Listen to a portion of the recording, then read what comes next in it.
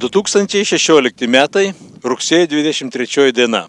Mes su draugų grupe aplankėme garsiosios Naisius, norėdami iš tikrųjų pažiūrėti ir įsitikinti šių dienų, kaip jis yra išgirtas Naisių vasaros šitame filme.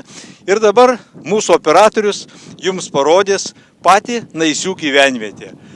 Šitą gyvenvietės vaizdą kaip tik filmuojame nuo garsiosios Naisių kalvos, kuri yra dirbtinai supilta. Čia yra padaryta amfiteatrinė, matau, šventėmis tokia estrada, švęsčias didelės daryti ir šokių, ir dainų.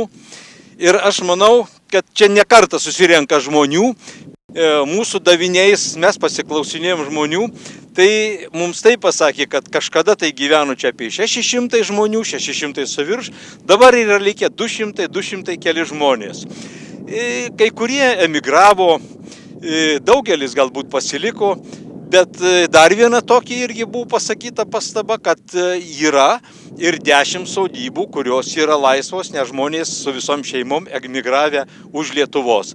Ir dabar, kaip matosi, ten tolumoj yra vandens telkinys ir vėl mes matome tos pačius žalčius, kurios yra nufilmavęs mūsų operatorius pačioje pradžioje. Tai yra įrodymas, kad mes tikrai esam Naisiuose, kuri iš tikrųjų tai yra 99%, tai yra tarybinių laikų namai ir jie pakol kas nepakeisti.